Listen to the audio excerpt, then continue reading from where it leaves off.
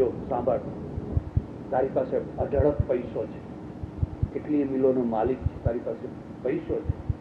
આ કળછી મેં તને એટલા માટે આપી છે કે રાંધી રાંધીને ગરીબોને જમાડ. રસોઈ કરી કરીને જે ભૂખ્યા સૂઈ જાય છે, જેમના પેટમાં અનાજ નથી પડ્યું, એવા જે ગરીબ માણસો છે ને, ગરીબ માણસોને તું જમાડ. તમને ખબર છે ભારતમાં જે અહીંયા જે વેલફેર સ્ટેટ પ્રમાણે જે બધું મળે છે ને, એવું ભારતમાં મળતું કોઈ કોઈ જગ્યાએ થોડુંક થોડુંક શરૂ થયું છે. અને આ અમેરિકામાં જે અઠવાડિયાના $200 કે એવા કંઈક આપે છે ને, એ બંધ કરી દે તો અમેરિકાની શું દશા થાય? ભારત કરતા બોડી દશા થાય. ભારત કરતા બોડી દશા થાય. અહીંયા તો કેટલાય લોકો માત્ર એ સરકારી મદદ ઉપર જ જીવે છે. ભારતમાં તો એવી કોઈ મદદ છે નહીં. ખાધું તોય વાહવા ને ના ખાધું તોય કોઈ પૂછનાર નથી. કોઈ કહેતા કોઈ પૂછનાર નથી. તું રસોઈ બનાવી બનાવીને ખવડાય. એક બીજો મુદ્દો, માણસ જયારે સત્કર્મ કરે ને તો સત્કર્મનો પણ અહંકાર ચડે. તમે જોજો આપણા ત્યાં કેમ ક્રાંતિ કેમ નથી, પદ્ધતિ કેવી છે. તમે કોઈ ગુરુદ્વારામાં જાઓ ને તો એક લંગર હોય, એક ગુરુદ્વારામાં લંગર હોય, અને લંગરમાં માથા ઉપર કંઈક કપડું મૂકીને લાઈનમાં બેસી જાઓ. બધાને જમાડવાનું, બધાને જે આવે એને બધાને જમાડવાનું. એક બીજો મુદ્દો યાદ રાખજો કે ગુરુદ્વારાના લંગરમાં first class, second class, third class, lower class એવા ક્લાસ નથી હોતા. એ ક્લાસ આપણા મંદિરોમાં પાડ્યા કે ના પાડ્યા? એ બધા ક્લાસ તો આપણે પાડ્યા. અને ત્યાં બધા લાઈન સર બેસી જાય. એના કારણે કેટલાય લોકોનું જીવન ચાલે છે. મારે આશ્રમમાં છે, 2 વૃદ્ધ માણસો આવે મારે આશ્રમમાં, અન્ન ક્ષેત્ર છે, લોકો જમે બધા, કોઈને ના નહીં. 2 પાછા કોંગ્રેસી અને 2 વૃદ્ધ રોજ આવે. એમાં એક જે વધારે પડતા કોંગ્રેસી મને કે તમારું બધી પ્રવૃત્તિ અમને ગમે છે, પણ આ તમે આ લોકોને જમાડો છો એ ગમતા નથી. મેં કહું કેમ? બધા લુચ્ચા છે, એ બધા લુચ્ચા છે, મફતિયા છે, લુચ્ચા છે. મેં કહું હા વાત તો સાચી છે, પણ એની લુચ્ચાઈ માત્ર 2 રોટલીની છે, અને તમારી ને મારી લુચ્ચાઈ તો લાખો રૂપિયાની છે. એ તો ઇન્કમટેક્સ નો સાહેબ જ જાણે છે કે તમે એને કેટલા લુચ્ચા છો. એ તો હા હા મને કે પકડી પાડ્યું, તમે તો ખરું પકડી પાડ્યું. અરે એની 2 રોટલી છે, એને ઘર નથી, બેંક બેલેન્સ નથી, અહીંથી જઈને પેલા ઝાડ નીચે સૂઈ જાય. એને શું મળ્યું છે? તમે એને 2 રોટલી ખવડાવો છો અને શાંતિથી સૂઈ જાય છે. એમાંય તમને લુચ્ચી દેખાય છે, અને તમે લાખોના ગોટાળા કરો છો, અને છતાંય તમને તમારી પોતાની લુચ્ચાઈ દેખાતી. એટલે આ કળછી જા અને જે આવે એને ખવડાવજે. એક સંદેશ તો તને સારા કામ કરવાનો અહંકાર થશે, તરત જ થઈ જવા. એને તો વાર નહીં. હું જમાડું છું, હું જમાડું છું, હું જમાડું છું. એટલે બીજો મુદ્દો પણ યાદ રાખ, પ્રેમ અને સેવા એની જીભ ટૂંકી હોવી જોઈએ. બને તો ના હોય તો સારી. એની જો લાંબી જીભ હોય ને તો 2 ફીકા થઈ જાય. તમે કદી વિચાર કર્યો કે આ બધા વાત વાતમાં આઈ લવ યુ આપણે કોઈ બોલે છે? આપણે ગુજરાતીમાં કદી આવું બોલવું પડે છે? કે વગર બોલેલું જ સાચું હોય, ના બોલેલું હોય એ તો બધું બોલેલું છે. સવારથી હા સુધી thank you sorry, thank you sorry, એવું બધું આ એક ગોઠવી દીધું છે. અરે એમાં બોલવાની જરૂર જ નથી, બોલવાની જરૂર જ નથી. તમારી નસ નસ બોલી રહી છે, રોમ રોમ બોલી રહ્યું છે. એને તો જીભ ના હોવી જોઈએ, પ્રેમને જીભ ના હોવી. એટલે અમારે ત્યાં એવી માન્યતા છે કે તમે જયારે રાધાની કક્ષાએ પહોંચો એટલે મૌન, બસ, પછી બોલવાનું બસ, પછી ક્રિયાએ નહીં, વાણીએ નહીં. યતો વાચો નિવર્તન્તે અપ્રાપ્ય મનસા સહ, વાણીને મન 2 સ્તબ્ધ શાંત. આ પ્રેમની પરાકાષ્ઠા. જ્યાં સુધી બકબાક બકબાક બોલ બોલ બોલ બોલ બોલ બોલ કરો છો, હજુ તમને પ્રેમની ખબર જ નથી. પ્રેમમાં તો આપોઆપ શાંત મૌન આવી જાય. એટલે પ્રેમ છે એની જીભ ટૂંકી હોવી જોઈએ, તો સેવાની જીભ પણ ટૂંકી હોવી. સેવાનો પ્રચાર ના હોય, એના પેમ્પલેટ ના હોય, એના પોસ્ટર ના હોય. અમે કરીએ છીએ, અમે આ કરીએ છીએ, અમે આ. મને ઘણીવાર લોકો પૂછે કે તમે જે કંઈ પ્રવૃત્તિ કરો છો એમાં કંઈક લાવતા હોય તો? હું કોઈ દિવસ લાવતો નથી, કોઈ દિવસ સભામાં કહેતોય નથી. હું લાવું ને પેમ્પલેટ કોઈને આપું ને તો એમાંથી મેસેજ થાય કે કંઈક આપો, અમે કરીએ છીએ માટે તમે કંઈક આપો. અને એ વૃત્તિ જ્યાં જાગે ને એટલે પછી ખલાસ. તમે સેવા કરો, સેવા પોતે જ બોલશે. એ મોડી બોલશે તોય વાંધો નહીં, પણ એ બોલવાની જ છે. એટલે બન્યું એવું, એકવાર મારે ત્યાં સવારના પહોરમાં એક બ્રાહ્મણ દોડતો આવે. બ્રાહ્મણ મેં પૂછ્યું, પગ આમ આવે પણ મોડો આવે, સાંજે આવે, પણ સવારના પહોરમાં પગમાં પડી ગયો. મેં કહ્યું શું થયું? મને કે મમ્મીએ કહ્યું જા જા જા, દોડતો જા ને બાપુને પગે લાગી જાય. પણ થયું શું? મને કે આજ તમને ખબર નથી, પેટલાદમાં 5 દુકાનો તૂટી અને 5 દુકાનમાં સૌથી પહેલી મારી દુકાન તૂટી. હવે બ્રાહ્મણ આમ તો પુરોહિતનું કામ કરતો, પણ એને વળી ચોકસીનો ધંધો કર્યો, સોના ચાંદીનો. અને મારે આશ્રમમાં આવે એટલે જરાક દબાણ કર્યું તો મારા હાથે ઉદ્ઘાટન કરાયું. તો પેલા ચોરે રાત્રે એની દુકાન તોડી, પહેલી દુકાન. કોઈ દિવસ નહીં ને તે દિવસે 39,000 રૂપિયા કેશ એને ડ્રોવરમાં મૂક્યા. નહીં તો રોજ ઘેર લઈ જાય, આખા દિવસનો વકરો હોય ને ઘેર લઈ જાય. તે દિવસે એને ડ્રોવરમાં મૂકી દીધા. અને આને દુકાન તોડી, અને તોડીને પછી ખબર નહીં એને શું સૂઝ્યું કે ના પૈસાને અડ્યો, ના ચાંદીને, ના દાગીનાને, કોઈ વસ્તુને અડ્યો નહીં. મારો ફોટો અંદર મૂકેલો, ભગવાનનો ફોટો યાદગીરીમાં. પેલામાંથી કાઢીને દીવો કર્યો, અગરબત્તી કરી અને બધું એમને મૂકી દીધું. પછી બીજી 4-5 દુકાનો તોડી, કાપડિયાની ને બધી. હવે આ એક ચમત્કાર થઈ ગયો. ભારત તો ચમત્કારો ઉપર જીવે છે, અમેરિકા વિજ્ઞાન ઉપર જીવે છે. હે, અહીંયા તો ડગલે ને પગલે વિજ્ઞાન વિજ્ઞાન વિજ્ઞાન. અહીંયા કોઈ વૈભવ લક્ષ્મીનું વ્રત કરે છે? કોઈ દશામાનું કરે છે? અહીં કોઈ નથી કરતા. અહીં તો 12 મહિના ખાઓ પીવો ને નાચો, ખાઓ પીવો ને જોબ કરો, ખાઓ પીવો ને નાચો, જોબ કરો, ખાઓ પીવો ને નાચો. કોઈ વ્રત નહીં. કોઈ ગૌરી વ્રત કરે છે?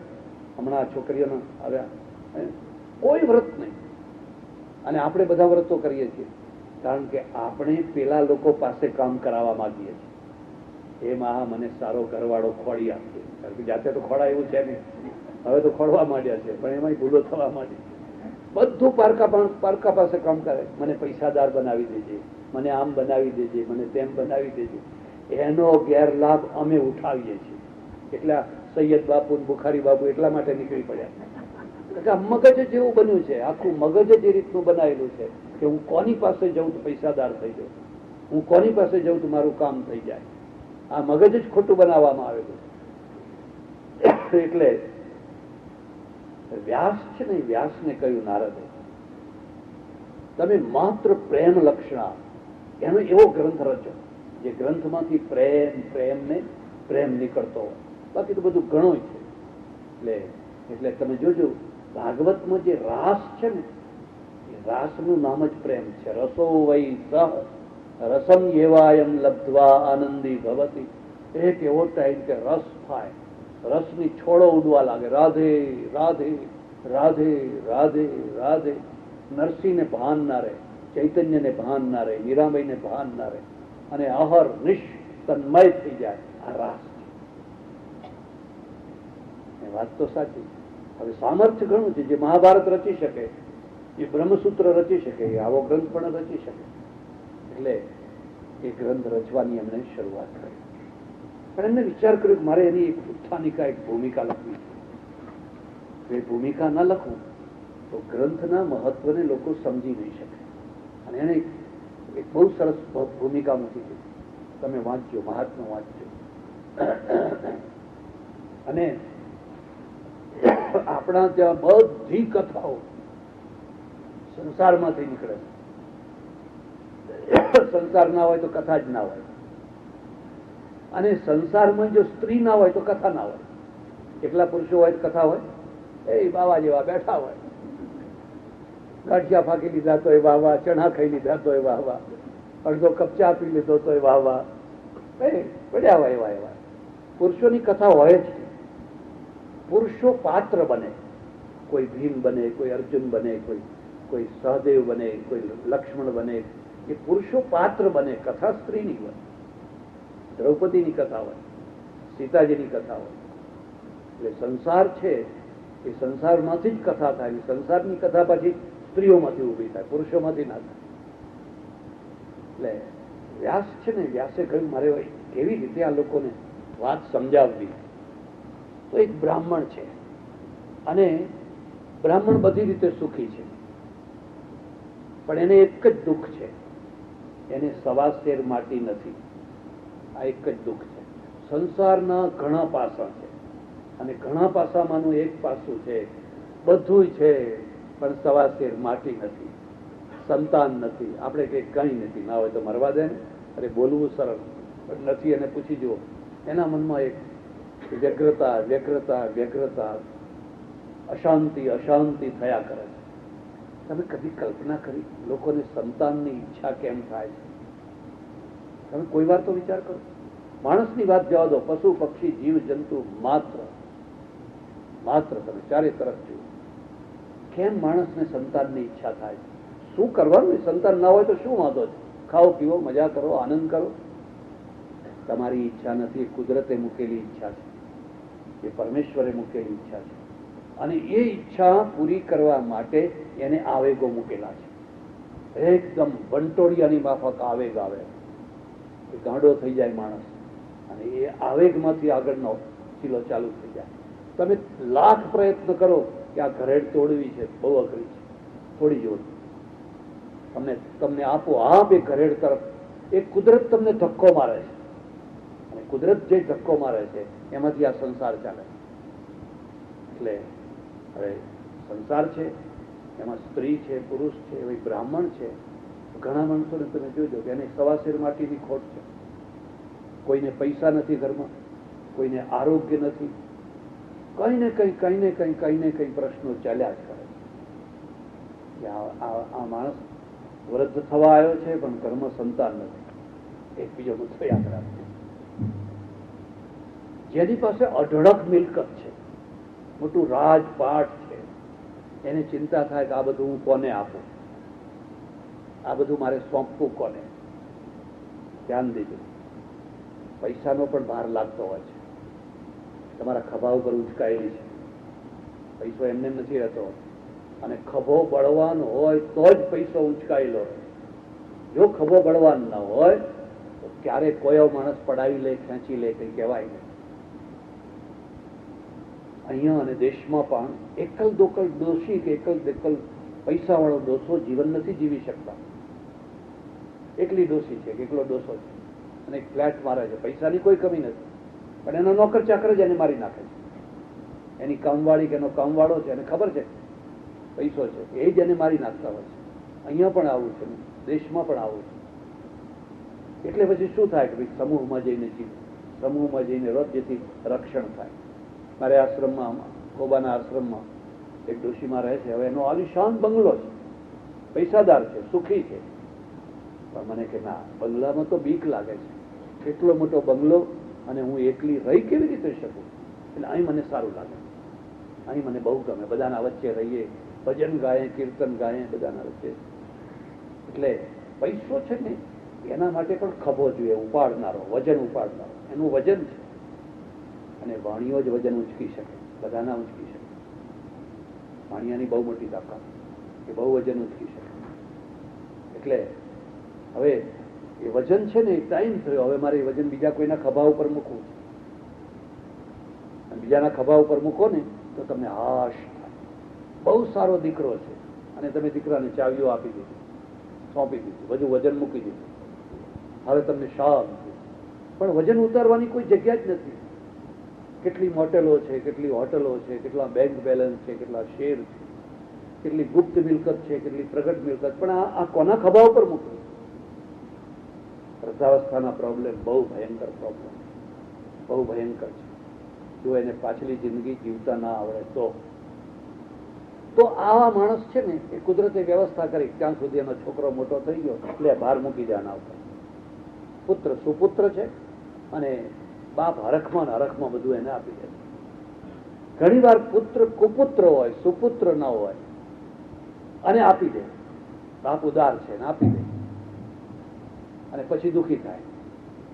હું મહારાષ્ટ્રમાં એક માલેગામ છે, ત્યાં માલેગામમાં રહું, પ્રવચનો કરું મહિના સુધી. એક મારવાડી શેઠ આવે, બહુ સજ્જન માણસ. એક દિવસ આવીને બેઠો બેઠો રડવા માંડ્યો. મેં કહું ક્યાં બાત હે સુવાલાલજી, ક્યાં હુઆ, ક્યાં બાત હે? બોલે નહીં. મને કે મારા ગુરુજી છે નાથ દ્વારા વૈષ્ણવ સંપ્રદાયના, ને એમના લગ્ન થાય છે, ઘણા વર્ષો થઈ ગયા. 20 લાખ રૂપિયાના ગુલાબ મંગાવેલા. કેટલા? 20 લાખ રૂપિયાના ગુલાબ મંગાવેલા. બહુ ઠાઠમાઠથી બધું થયેલું. મારે જવું છે એમ. મેં છોકરા પાસે 300 રૂપિયા માગ્યા. છોકરાએ પૈસા આપ્યા. ક્યાં કરવાનો હે, શું કરવું છે તમારે? પૈસાને શું કરવા છે? તો મેં કહ્યું સુવાલાલજી, તમારી પાસે લાખોની મિલકત હતી તો તમારે થોડીક તો ખાનગીમાં રાખવી હતી. મને કે સબ છોરે કો દે દિયો, સબ છોરે કો દે દિયો. હવે સબ છોરે કો દે દિયો, હવે ભીખ માગો. હવે કોઈની પાસે ભીખે માગવા ના દે. પેલો છોકરો કોઈની પાસેથી લેવાય ના દે. આ તો હું તમને ખાનગીમાં કહું છું. તમારે પણ આવું થોડુંક સબ છોરે કો દે દિયો હોય, સબ છોરે કો દે દિયો હોય, તમારે પણ થોડુંક આ વાત સમજવાની કે ભાઈ અંતે તો એમનું જ છે, પણ પાછલી જિંદગીમાં આપજે બેટા એવી લાચારી ભોગવવાની જરૂર. જોકે અહીંયા તો સરકાર પોતે જ બધું ઘણું કામ કરે છે, પણ છતાં પણ એટલે પાછલી જિંદગીના પણ બધા ઘણા પ્રશ્નો છે. આ બ્રાહ્મણ છે ને બ્રાહ્મણની પત્ની છે, પણ બે વિરુદ્ધ દિશાના છે. એક પૂર્વ દિશાનો છે ને એક પશ્ચિમ દિશાનો. આપણે તો કેટલા કજોડા થયા એમ કોઈ વાર વિચાર કર્યો? પહેલી જે પ્રથા હતી એ પ્રથાના ઘણા જમા પાસા હતા. આવડી નાની જીન ઢીંગલા જેવી છોકરી હોય, આવડો છોકરો હોય, પરણાવી જાય, બાળ લગ્નો થતા ઘણા સારા સફળ થતા. અત્યારે જેટલા પ્રેમ લગ્નો નિષ્ફળ જાય છે એના કરતા ઓછા નિષ્ફળ જતા, કારણ કે કંટ્રોલ હતો સમાજનો, વડીલોનો, બધાનો હતો એટલે બરાબર.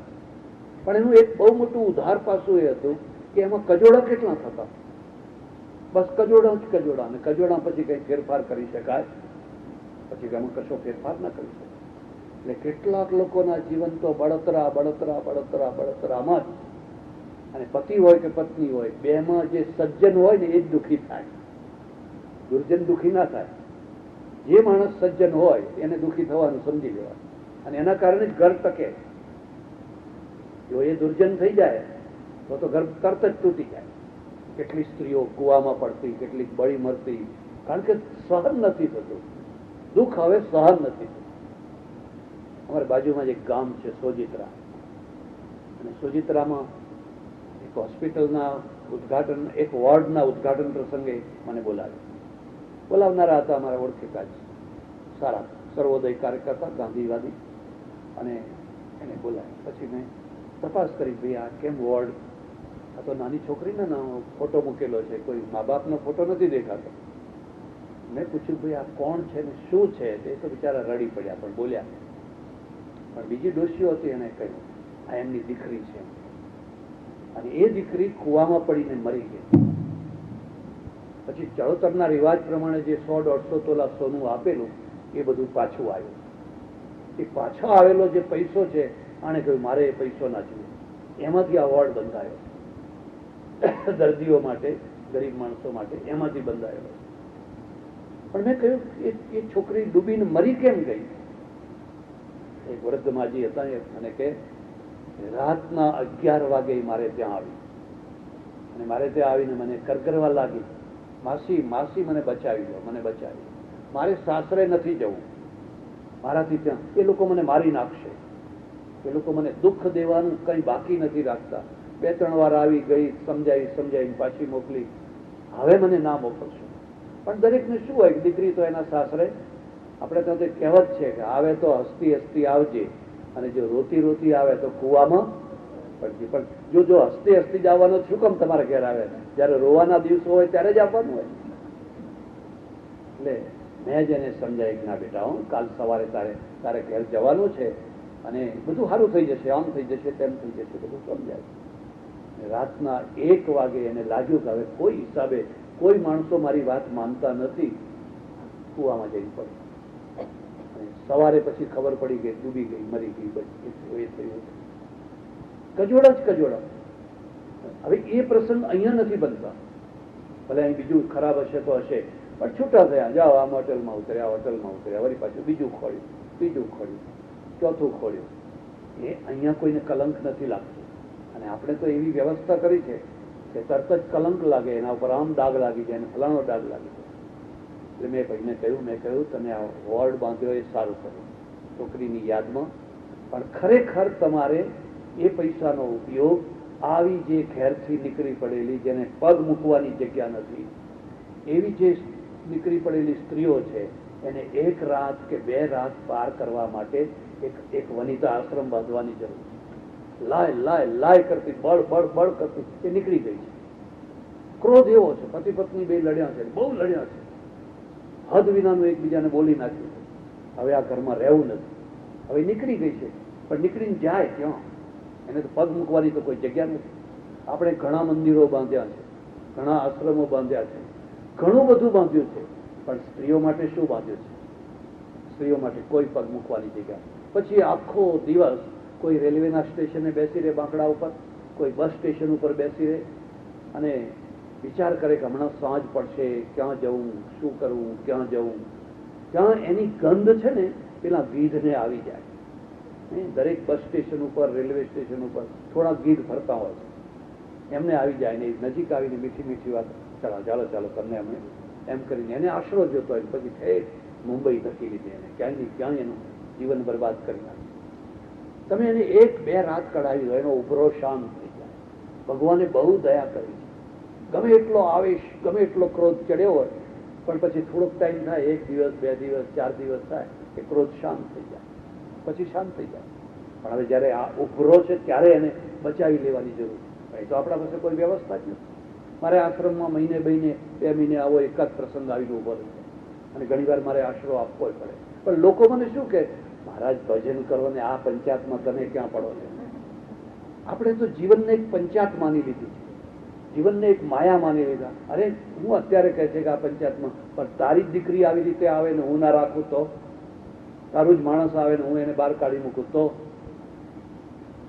એટલે બે સામસામા છે, કજોડા જ કજોડા. ચાણક્યને લખવું પડ્યું. એને કહ્યું 6 વસ્તુઓ એવી છે જે વગર અગ્નિય શરીર બાળ્યા જ કરે. એને બાળવા માટે તેજાબની જરૂર નહીં, અગ્નિની જરૂર નહીં. કુગ્રામ વાસ, કુલહીન સેવા, કુભોજનમ, ક્રોધમુખી ચ ભાર્યા, વિધવા ચ કન્યા, મૂર્ખશ્ચ પુત્ર, વિનાગ્નિના ષટ પ્રદહંતિ કાયમ. આ 6 વસ્તુઓ બળ અગ્નિની માફક બાળ્યા કરે. કુગ્રામ વાસ, તમે જ્યાં રહો છો ને બધા દુર્જનો રહે છે. હું તો તમને સલાહ આપું છું કે શક્તિ ના હોય તો પણ સારા એરિયામાં રહેવું, કોઈ દિવસ ખરાબ એરિયામાં રહેવું. સારા એરિયામાં રહો તો તમારો અડધા દુઃખ દૂર થઈ જાય. પણ સસ્તું ભાડું છે કે સસ્તું મકાન છે એમ કરીને જો ખરાબ એરિયામાં રહેવા ગયા તો ધોળા દિવસે તમને તારા બતાવી દેશે. ધોળા દિવસે કુલહીન સેવા, નોકરી કરવી, ધંધો કરવો, ઓછો પગાર મળે તો ઓછો, પણ ખાનદાન શેઠ ના ત્યાં કરવો. કોઈ સારો શેઠ હોય ને એની નોકરી કરવી. હલકો માણસ છે એના ત્યાં કોઈ દાડો વધારે પગાર આપે તો એની નોકરી કરવી. કુભોજનમ, ભોજન છે પણ રુચિકર નથી. ક્રોધમુખી ચ ભાર્યા, અને પત્ની છે પણ જયારે જુઓ ત્યારે ફૂફાડા માર કરે. આમાં બે સમજી લેવાનું. આમાં માટે ક્રોધમુખી તો આમના બાજુ, પછી સ્ત્રીને પાછું હોય ને એને હોય તો એ પુરુષના માટે પણ એવું સમજવું. ક્રોધમુખી ચ ભાર્યા, પત્ની છે ને પતિને શીતળતા આપે. આખી દુનિયામાંથી બળ્યો જડ્યો દુઃખી થયેલો, કેટલી ઓફિસોમાં કેટલા કામ કરવા પડે છે, સવારથી સાંજ સુધી કેટલા લોકો સાથે માથાપચ્ચી કરવી પડે છે. એવો હારેલો થાકેલો જયારે ઘેર આવે ત્યારે એને એમ થાય કે હાશ હવે શીતળતા મળી. તો એને ખબર પડે ખરો ભડકો તો અહીં જ છે. આખા દિવસ જે ભડકા કર્યા જોયા એના કરતા ખરો ભડકો તો અહીંયા જ છે. હવે જાય ક્યાં? મારે આશ્રમમાં ઘણા લોકો આવે ને સાંજ પડે એટલે હું કહું હવે ટાઈમ થયો, જાઓ હવે. ઉઠે નહીં તો, પણ ઘણા લોકો ઉઠે જ નહીં. અને કે થાય છે મારા, થાય છે, શું ઉતાવળ છે. 7 વાગ્યા, હવે જાઓ અંધારું થવા આવ્યું છે, પણ એ ઘર જવાનું નામ જ નથી લેતું. તરત મને લાઈટ થઈ જાય. આના ઘરમાં કોઈ આકર્ષણ નથી, કોઈ શીતળતાનું આકર્ષણ, ઠરવાનું કોઈ આકર્ષણ નથી. એટલે એને એમ કે જેટલો ટાઈમ આવ્યો એટલા ટાઈમ તો શાંતિ, પછી ત્યાં જઈને તો બળવાનું જ છે. એટલે ઘેર જવા માંગતા. હોમ સ્વીટ હોમ એટલા માટે લખે. બે છેડા છે. આ બ્રાહ્મણ છે ને એ અત્યંત ભક્તિભાવ વાળો છે, અને પેલી જે પત્ની છે ને એ અત્યંત ઉલટી છે. અત્યંત ઉલટી છે. કજોડા પણ ઘણી વાર સજોડા બને, અને સજોડા પણ કજોડા બને. શરત એટલી છે કે બે એક જ પ્રકારના હોવાથી તો વાંધો ના આવે. તો વાંધો ના આવે. બે છાંટો પાણી લેતા હોય ભલે લે, પણ બે લેતા હોય તો લે. તો આમાં બેઠા એકબીજાને આગ્રહ કરે, લો લો તમે લો, તમે લો, તમે લો, કઈ મજા આવે. હવે એક બિલકુલ ચુસ્ત વૈષ્ણવ છે અને એક બિલકુલ ક્યાંય ના ક્યાંય પહોંચેલા છે. એમને તો 24 કલાક જયારે જુઓ ત્યારે નશો નશો ને. તો હવે આ બેયનો મેળ કરવો કેવી રીતે? આને વ્રત કજોડા કહેવાય. આની જીવન પદ્ધતિ જુદી છે, આની જીવન પદ્ધતિ જુદી. પણ એ પણ તમને કહી દઉં, જો સ્ત્રીમાં સ્ત્રીપણું હોય ને એનામાં સહન શક્તિ હોય તો અંતે સ્ત્રીનો વિજય થતો હોય છે. સ્ત્રી હારીને જીતતી હોય છે. જો એ જીતવા જાય તો હારી જતી હોય છે. એ હારીને જીતતી હોય છે. તમને જો ખબર હોય કે ના હોય, વસોમાં દરબાર સાહેબ, ગોપાલદાસ દરબાર સાહેબ, દરબાર હતા પટેલ, પણ કાઠિયાવાડમાં થોડાક કામ એટલે બધા એમને દરબાર દરબાર દરબાર, અને દરબારોના વચ્ચે રહે, દરબારોની સાથે રહે, એટલે એમણે કંઈક છાંટો પાણી લેવાની ટેવ પડી ગઈ. સ્વાભાવિક છે, તમે જેની સાથે બેઠક ઉઠક કરો એટલે એની અસર તો તમારા ઉપર થવાની જ છે. હવે આ ભક્તિભાવ પરણીને આવે ત્યારે તો નાની ઉંમર, બધા નાની ઉંમરમાં જ પરણાવી દેતા, અને એમને ખબર પડી કે આ દરબાર તો આવું વ્યસન કરે છે. પણ એને કહ્યું ભલે. પછી એ બિલકુલ એને અડે જ નહીં. આ વૈષ્ણવ આ રીતનું બંનેનું. પણ સ્ત્રીએ બહુ સહન કરવાનું, ઘણું સહન કરવાનું. એમ કરતા કરતા કરતા કરતા પેલા દરબારના અંદર લાઈટ થાય કે આ સ્ત્રીને આ વસ્તુ અડવાનું પણ ગમતી નથી, અને હું એના ત્રાસ કરું છું, હું એના પર જુલમ કરું છું. એક બીજો મુદ્દો યાદ રાખજો. મૌન એ સૌથી મોટામાં મોટો ઉપદેશ છે. સહન શક્તિ સાથેનું મૌન. મૌન બોલતું હોય છે, પણ સહન શક્તિ સાથે. અને કટકટ કટકટ, તમે પીવો છો, તમે પીવો છો, તમે આવા છો, તે પેલો વધારે લફડ થઈ જાય. પછી એની કોઈ અસર થાય? એની અસર ના થાય, કશું ના બોલે. એક દિવસ ખબર નહીં કેમ દરબાર સાહેબને મનમાં થયું, અને એને કહ્યું હું તને બહુ દુઃખ આપું છું. તારું લેવલ જુદું છે ને મારું લેવલ જુદું છે. એક બીજો મુદ્દો પણ યાદ રાખજો. જે કોઈ સારું ઘર હોય, સારી પેઢી હોય, એ ઘરમાં કોઈ ને કોઈ એક દિવ્ય આત્મા રહેતો હોય છે. દેવ જેવો કોઈ આત્મા રહેતો હોય. પછી એ પત્નીના રૂપમાં હોય, માતાના રૂપમાં હોય, પિતાના રૂપમાં હોય, ભાઈના રૂપમાં હોય, પણ કોઈ ને કોઈ એવો દિવ્ય આત્મા રહેતો હોય. એના કારણે આખું ઘર તરતું હોય છે, આખું ઘર.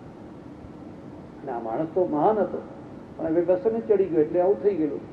એટલે એને કહ્યું હું તને બહુ દુઃખ આપું છું, હું તને બહુ ત્રાસ આપું છું, પણ હું શું કરું? મારાથી હવે એડિક્ટ થઈ ગયો, મારાથી આ પીધા વિના રહેવાતું નથી, હું કરું છું એમ. એટલે ભક્તિભાઈએ કહ્યું ભલે કે તમે પીવો, હું ના નથી પાડતી, પણ મારી એક શરત છે, તમે માનો. શું? હું આપું ને તમે પીવો, મારા હાથે, બીજા કોઈના હાથનો નહીં પીવા. આટલું તમે તમારે જેટલું જોઈએ એટલું હું આપીશ, પણ મારા હાથનું આપેલું તમે. અને આ કહ્યું ભલે, ત્યારે હું મંજૂર છે, મને સ્વીકાર્યું. રોજ પ્યાલી ભરી ભરીને એમને આપે, જેટલું માગે એટલું આપે. કેટલી વિચિત્ર આ ત્યાગ છે. આનું નામ ત્યાગ છે. એવું કહેવાય છે કે મોહમ્મદ અલી જીન્ના જયારે મળવા આવ્યા ગાંધીજીને લંડનમાં, ત્યારે એમના માટે પોતે જઈને પગમાંથી લઈ આવ્યા અને એમને આપે. હું નથી પીતો, એનો અર્થ એવો નથી હું તમારા સામે છાછિયા કર્યા કરું, એનો અર્થ એવો નથી. તમે તમારી રીતે જીવો, હું મારી રીતે જીવું. નહીં તો તમને ઘણા થઈ જશે. ઓહો, તમે ડુંગળી ખાવ છો? અરે અમે ખાય છે, તું શું કામ ચીકો ખાય છે? ડુંગળી ખાનારો ખાય છે, અને જે ડુંગળી નથી ખાતો એ છીકો ખાવા મળે. તમે લસણ ખાવ છો? અમે તો ડુંગળી ના ખાય, અમે લસણ ના ખાય. તો તમે ખાવ છો શું? અમે લાંચ ખાય છે. ઓફિસમાં બેઠા બેઠા લાખો કરોડોની લાંચ ખાય, અને હવે તો બધી બેંકોની બેંકો ખાઈ જાય છે. આ તમારે જોવું હોય નામ વાંચજો બધા. ડુંગળી લસણ નહીં ખાનારા આ બેંકો ખાઈ ગયા છે. ગુજરાતની મોટાભાગની બેંકો છે એ બિલકુલ જે ડુંગળીને નહીં અડનારા, લસણને નહીં અડનારા, કરોડો કરોડોની બેંકો ખાઈ ગયા છે. એમાં કેટલી વિધવાઓ, કેટલી ફેંકતાઓ, કેટલા ગરીબ બાળકો, કેટલા વૃદ્ધો હોય, બધાને ભ્રાંતિ છે, ખોટી વાત છે. હું તો તમને કહું છું કે બને તો ડુંગળી ખાજો અને લસણે ખાજો, કોઈ પાપ લાગવાનું.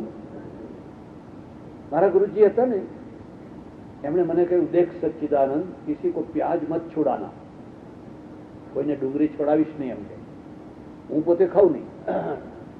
મેં કહ્યું કેમ? એમ કે આ ગરીબ માણસો, હિન્દુ પ્રજા, એને દૂધ નથી મળતું, ઘી નથી મળતું, છાશ નથી મળતી, એ માંસાહારી તો છે નહીં. હવે એને ખાવા માટે આ ડુંગળી ને લસણ ગરીબો માટે છે. તમે સાધુઓ બધા પાછળ પડી ગયા અને આ એ છોડાવી દીધું. હવે આ તો નરકંકાલ થઈ જશે, બધા હાડપિંજર થઈ જશે. ગુજરાતની પ્રજા કેમ કમજોર છે, કેમ માર ખાય છે બધાને? કોઈ દિવસ મને કે છોડાવીશ નહીં.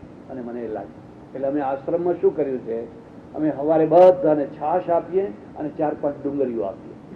બીજા બધા છોડાવે ને અમે એને 4-5. અને લોકો એટલા ગરીબ માણસો રાજી થઈ જાય, 1 ટન કેની નીકળી જાય, 1 ટન કેની ખીચડી સાથે ડુંગળી થઈ 1 ટન કેનું નીકળી જાય. એટલે પ્રશ્ન એ છે તો પેલા બે એકદમ સામસામા છે, બિલકુલ સામસામા છે. એટલે બંનેને પાછલી જિંદગીનો પ્રશ્ન છે, પ્રોબ્લેમ છે. અને શું પ્રોબ્લેમ છે? સવાશેર માટી. ઓહો, ચિંતાઓ, કેટલી જગ્યાની ચિંતાઓ છે. ચારે તરફ જ્યાં જુઓ ત્યાં ચિંતા, ચિંતા, ચિંતા ને ચિંતા. અને આ માણસ છે ને થાક્યો, કંટાળ્યો, સહન ન થયું. દુઃખ સહન કરવાની એક લિમિટ હોય છે, અને જયારે એ લિમિટ પૂરી થઈ જાય એટલે માણસ આત્મહત્યા કરવા તૈયાર થઈ જાય. પછી એ શારીરિક દુઃખ હોય, માનસિક દુઃખ હોય કે આર્થિક દુઃખ હોય, એ સહન કરવાની એની શક્તિ ખલાસ થાય એટલે આત્મહત્યા કરવા દે. આ બ્રાહ્મણે કહ્યું, હવે મારાથી જીવાશે. સંતાન વિનાનું તે કઈ જીવન છે? અને આ બહેનોને કહું છું, આ બહેનો છે ને એ સંતાન વાળી હોય ને, પેલી સંતાન વિનાની બાઈને લલચાવે, પોતાનું છોકરું આમ રમાડે, મારો લાલો, મારો લાલો, મારો લાલો. અને પેલી માગે જયારે તારા લાલન નહીં ને નજર લાગશે. આ તો બધા, કારણ કે એને લાલો નથી ને, એટલે બધા લાલાને એની નજર લાગે છે. ઉપરથી દાજા ઉપર ડામ, દાજા ઉપર ડામ. સવારના પરમાં પાછા મેણા મારે, ઓહો આજ કઈ વાંજણીનું મોઢું જોયું તું, મારું કામ થયું. ભેંસે દોવા ના દીધું. એમ ભેંસ દોવા નથી દેતી, એમાં પણ એને સવારે કોઈ વંધ્યા સ્ત્રીનું મોઢું જોયું, બસ ડામ જ ડામ, બસ ડામ દીધા સિવાય બીજી વાત જ ડગલે ને પગલે જ્યાં જુઓ ત્યાં ડામ જ દેવાની વાત. મને લાગે કે અહીંની પ્રજાને તો આ ત્રાસ નહીં, કારણ કે એમને ભેંસો દોવી નથી, અહીંયા કોઈ વિધવા સધવાનો પ્રશ્ન નથી, કોઈ વાંજણીનો પ્રશ્ન નથી. એ રીતે તો આ પ્રજા આપણા કરતા બહુ સુખી છે. એટલે આ જે હતો બ્રાહ્મણ હતો ને, એ બ્રાહ્મણ નીકળી પડ્યો. અને નીકળી પડ્યો, બસ આત્મહત્યા કરી લઉં, મરી જવું છે, મરી જવું છે, મરી જવું છે, આત્મહત્યા કરી લઉં. નદીએ આત્મહત્યા કરવા ગઈ. એક બીજો મુદ્દો પણ યાદ રાખજો. જિંદગીમાં એવા કેટલાય અનુભવો થાય છે કે તમે મૃત્યુના નજીક પહોંચ્યા હો અને કોઈ તમને બચાવે, મૃત્યુના છેડે પહોંચી ગયા હો અને ખબર નહીં કોણ તમને પકડીને બચાવી લે. મોટાના જીવનમાં જો જોયા, એ નર્મદામાં કૂદી પડવા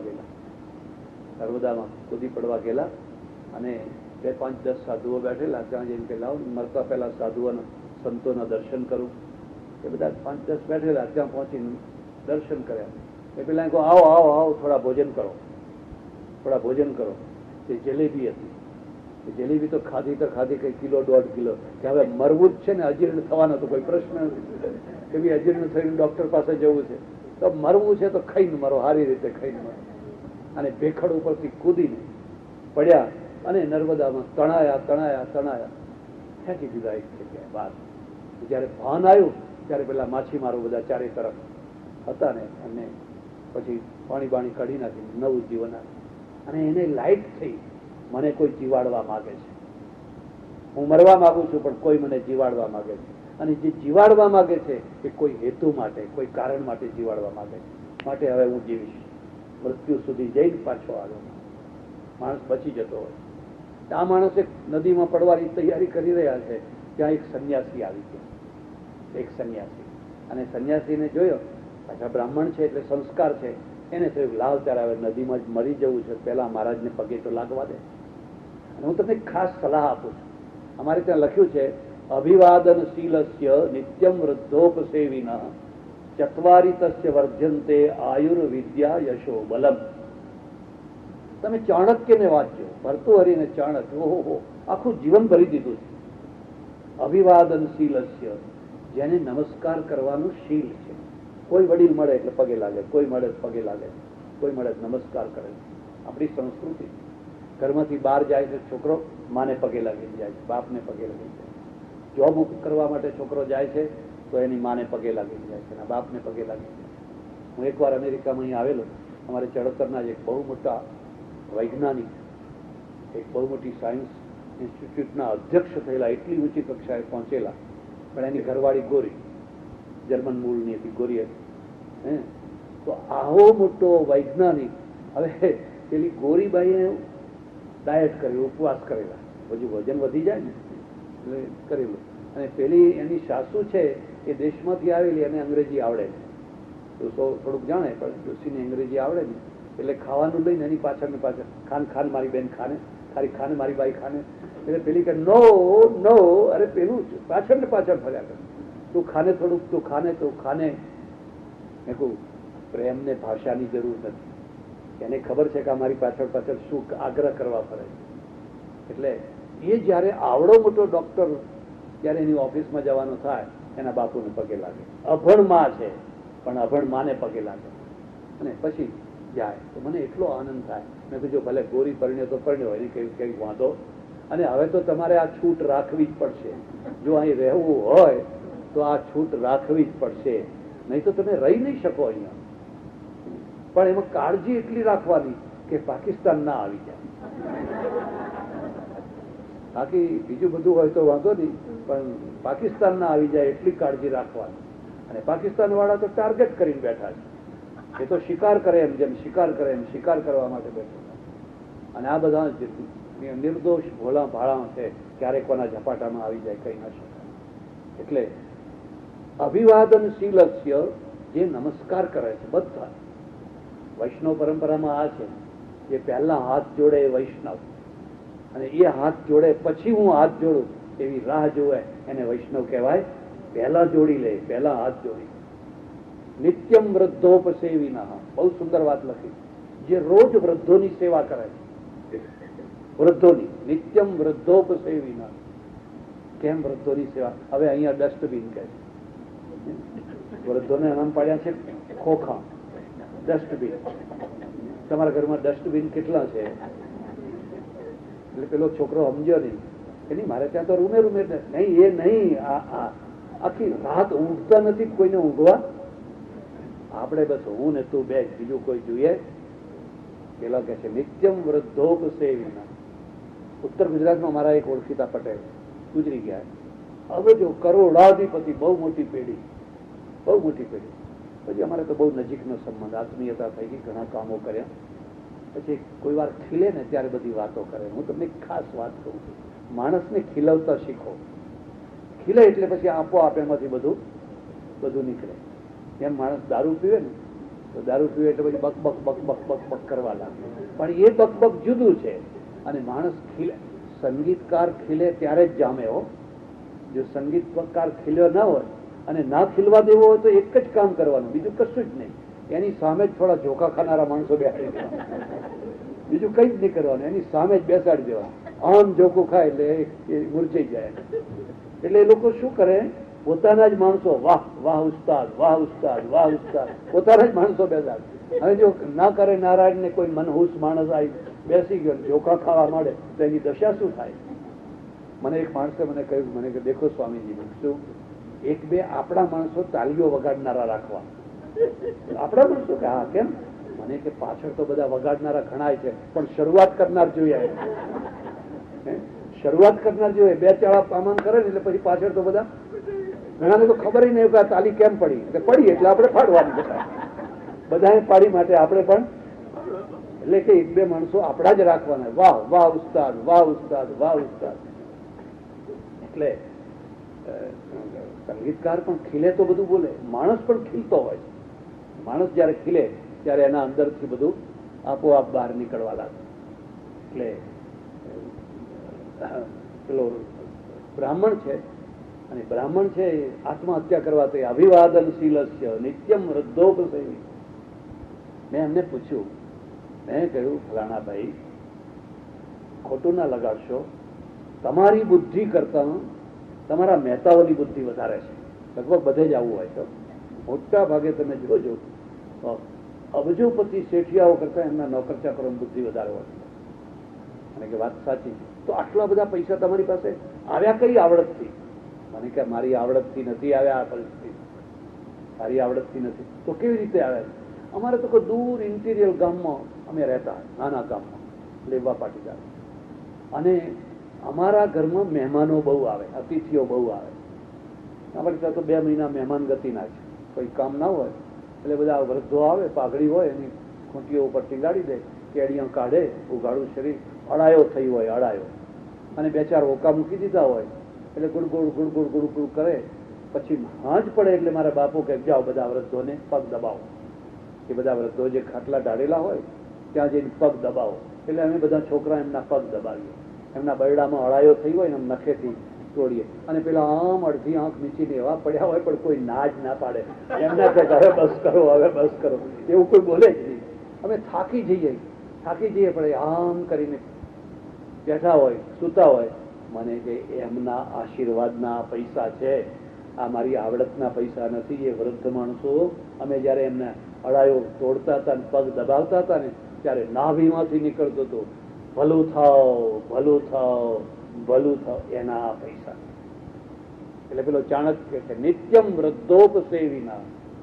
એ મારા અહોભાગ્ય કે મારા ઘરમાં એક ઘરડું માણસ છે અને હું એની સેવા કરું. બધા અરમાનોમાંનો એક આ અરમાન છે. એક સાસુ છે, એક સસરા છે, હું એને ગરમ ગરમ શીરો ખવડાવું, ફલાણું કરું, કોઈ વાર પગ દબાવી દઉં, કોઈ વાર માથું દબાવી દઉં. આ કાળજી એટલી રાખવાની, ગળું ના દબાવે, બાકી બધું દબાવે તો વાંધો નહીં.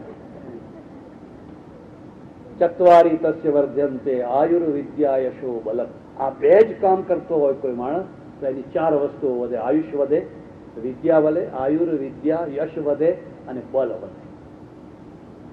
તો હવે પેલા બ્રાહ્મણ છે ને એને જઈને પગે લાગે, નમસ્કાર કરે. એટલે સંન્યાસીએ કહ્યું બોલો. એટલે તો રડવા માંડ્યો. શું છે?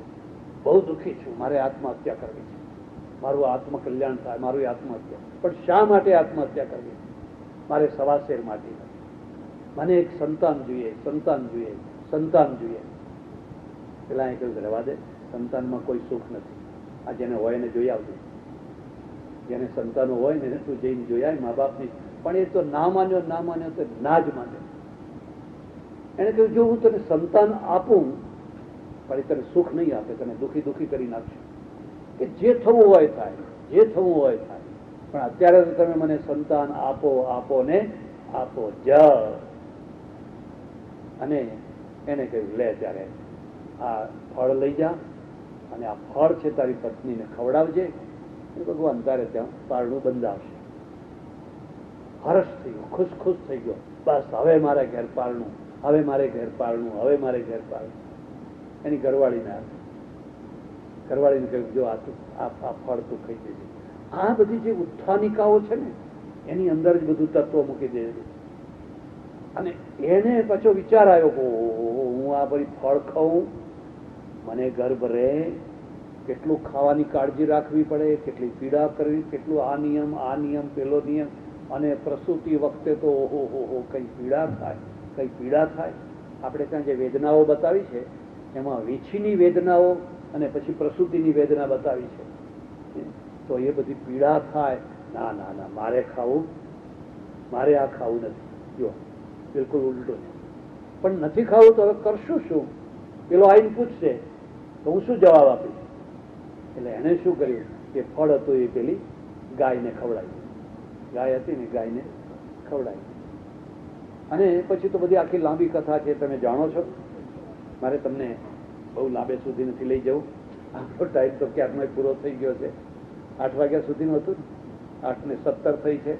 મારે તો તમને એક જ મુદ્દો કહેવાનો છે, અને મુદ્દો એ કહેવાનો છે કે વ્યાસ જેવા સમર્થ વ્યાસ પણ જે અશાંત અશાંત અશાંત હતા, અને પછી એમણે મન મૂકીને કૃષ્ણ ચરિત્ર લખવા માંડ્યું. એ કૃષ્ણ કેવો છે?